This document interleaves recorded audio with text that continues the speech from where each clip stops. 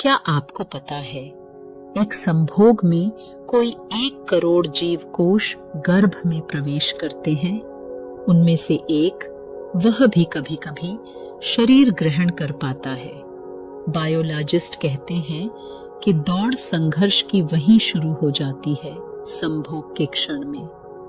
जैसे ही पुरुष का वीर्य प्रवेश करता है स्त्री में, 1 करोड़ कम से कम, ज्यादा से ज्यादा 10 करोड़, एक संभोग के क्षण में इतने जीव कण स्त्री में छिपे हुए अंडे की तरफ दौड़ना शुरू करते हैं। यह दौड़ बड़ी लंबी है, उनके हिसाब से बहुत लंबी है, क्योंकि जीव कण बहुत छोटा है, खाली आंख से दिखाई नहीं पड़ सकता।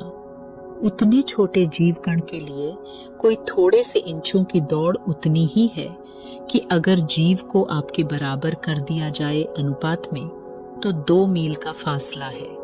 उस अनुपात में वीर्य कण को करीब करीब 2 मील का फासला पार करना पड़ रहा है स्त्री के अंडे तक पहुंचने में। अगर वीर्य कण आपके बराबर हो तो फासला 2 मील के बराबर होगा। 6 घंटे के बीच उस छोटे से जीवाणु को, और भयंकर संघर्ष है क्योंकि 1 करोड़ जीवाणु भी भाग रहे हैं। आपकी सड़क पर ट्रैफिक में वैसा जाम नहीं है। वे सभी 1 करोड़ जीवकोश उतनी ही कोशिश कर रहे हैं कि अंडे तक पहुंच जाएं, क्योंकि उस अंडे में छिपा है शरीर जहां से व्यक्ति पैदा होगा और यंत्र उपलब्ध हो जाएगा। बायोलॉजिस्ट कहते हैं कि इस दुनिया में जो प्रतियोगिता दिखाई पड़ रही है वह कुछ भी नहीं है, जिसको बाजार में गला घोंट प्रतियोगिता कहते हैं, थ्रोट कट कंपटीशन, वह कुछ भी नहीं है, क्योंकि 1 करोड़ में से एक पहुंच पाएगा अंडे तक। जो पहले पहुंच जाएगा वह प्रवेश कर लेगा। और अंडा कुछ इस भांति का है कि जैसे ही एक जीव कोश प्रवेश करता है, अंडे के द्वार बंद हो जाते हैं, फिर दूसरा प्रवेश नहीं कर सकता। इसीलिए कभी कभी 2 बच्चे एक साथ पैदा हो जाते हैं। अगर 2 जीवकोश बिल्कुल एक साथ पहुंच जाएं अंडे के द्वार पर, तो दोनों प्रवेश कर जाते हैं। लेकिन ऐसा मुश्किल से होता है, दोनों बिल्कुल एक साथ, युगपत, एक क्षण के 1000वें हिस्से का भी फासला न हो तो 2 या 3 भी कभी हो जाते हैं, 4 भी कभी हो जाते हैं। एक व्यक्ति जीवन में कोई 4000 संभोग करता है। 4000 संभोग में कोई अगर पुराने ढंग का भारतीय हो तो ज्यादा से ज्यादा 20 बच्चे पैदा कर सकता है। 4000 संभोग में 20 मौके हैं कुल, और प्रत्येक संभोग में कोई 1 करोड़ से 10 करोड़ तक जीवाणु यात्रा करेंगे। जितने लोग इस समय पृथ्वी पर हैं, कोई 4 अरब एक व्यक्ति के भीतर 4 अरब जीवकोश हैं। एक व्यक्ति इतनी पूरी पृथ्वी को पैदा कर सकता है, लेकिन पैदा होंगे 10 बच्चे, 20 बच्चे ज्यादा से ज्यादा, 2-4 बच्चे सामान्यतया। इतना भयंकर संघर्ष है, इतना भयंकर युद्ध है, वहां भी क्यों है? इतनी आत्माएं दौड़ती हैं एक शरीर को पकड़ने को, बड़ी वासना होगी।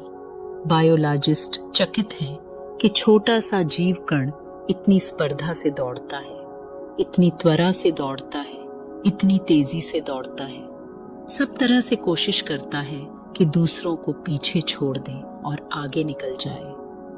उससे पता लगता है कि आत्माएं कितने जोर से शरीर को पकड़ने की चेष्टाएं कर रही होंगी, कितनी विराट वासना भीतर धक्के नहीं दे रही होगी।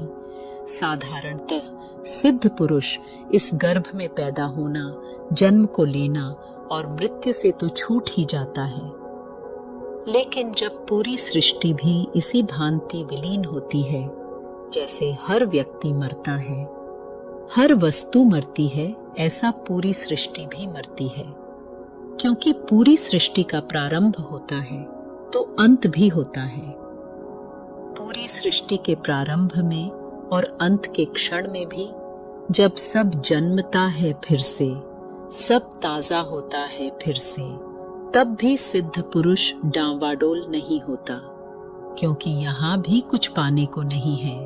पूरी सृष्टि फिर से बन रही है, फिर से जीवन जग रहा है, फिर सूरज और चांद तारे पैदा हो रहे हैं, फिर पृथ्वियां बसेंगी, फिर सारे खेल का विस्तार होगा। इस विराट सृष्टि के क्रम में भी वह दूर खड़ा रह जाता है, अपनी जगह तृप्त। यह विराट आयोजन भी उसे बुला नहीं सकता, इसका भी कोई निमंत्रण कारगर नहीं है, उसे अब कोई नहीं हिला सकता। और जब पूरी सृष्टि भी नष्ट होगी, प्रलय होगा और भयंकर पीड़ा होगी, क्योंकि एक एक व्यक्ति के मरने पर हम समझते हैं कितनी पीड़ा और कितना दुख और कितना संताप है। जब पूरी सृष्टि अंतिम क्षण में प्रलय में लीन होती है, भयंकर हाहाकार, उससे बड़े हाहाकार की हम कोई कल्पना नहीं कर सकते। दुख अपनी चरम अवस्था पर होगा। उस क्षण में भी कृष्ण कहते हैं, प्रलय काल में भी सिद्ध पुरुष व्याकुल नहीं होता है।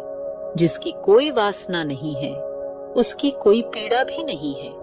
जिसकी कोई वासना नहीं है, दूसरे की भी पीड़ा देखकर उसको दया आ सकती है, व्याकुलता नहीं होती। इस फर्क को समझ लेना चाहिए। अगर बुद्ध के सामने आप मर रहे हो तो बुद्ध व्याकुल नहीं होते, दया आ सकती है।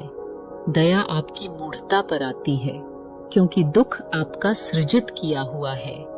ऐसे जैसे एक बच्चा रो रहा है क्योंकि उसकी गुड़िया की टांग टूट गई है। रोने में कोई भेद नहीं है, रोना वास्तविक है। टांग